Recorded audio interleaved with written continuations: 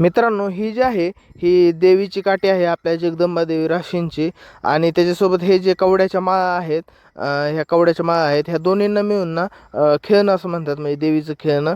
तर चला या दोन्हींना आता कलर देऊ, काठीला कलर देऊ भगवा, आणि जे खेळणं आहे जे कवड्याच्या माळा आहेत त्याला ना कलर देऊ, कुंकाचा कलर देऊ. तर यांना कलर देत असताना तुम्हाला एक स्टोरी सांगतो, म्हणजे आमचे आजी आजोबा सांगायचे. ही स्टोरी आहे 60 ते 70 वर्षापूर्वीची. त्यावेळेस काय होतं की राशीनला जे हे खेळणं आहे हे घेऊन जावं लागतं दसऱ्या दिवशी संध्याकाळी 8च्या आसपास, आणि नंतरनं देवी आपल्याला फुल देते 12च्या आसपास. तर एक वर्ष असं झालं की पाऊस भरपूर आला. पाऊस आल्यामुळं ना देवीला ना खेळणं घेऊनच जाता नाही आलं. एका गावाला खेळणंच घेऊन जाता नाही आलं. ते गावच राहिलं पाठीमागं, ते खेळणंच घेऊन गेलं नाही. आणि मग देवीने फुलच दिलं नाही, फुल नाही दिलं.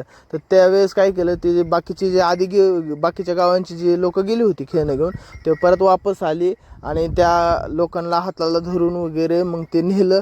आणि जशी ती लोक गेली गावात येशीच्या आतमध्ये, की लगेच देवीने परत फुल दिलं. म्हणजे एक अशी कथा आहे खूप जुनी वर्षापूर्वीची. तर हे खेळणं घेऊन दसऱ्या दिवशी संध्याकाळी जावंच लागतं सगळ्यांना, आणि गेल्याच्या नंतर सगळ्या गावातले मग देवी फुल देते.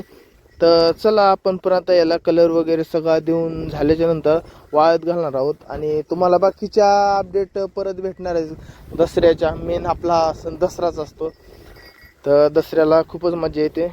दसऱ्याला सांगन तुम्हाला सगळं.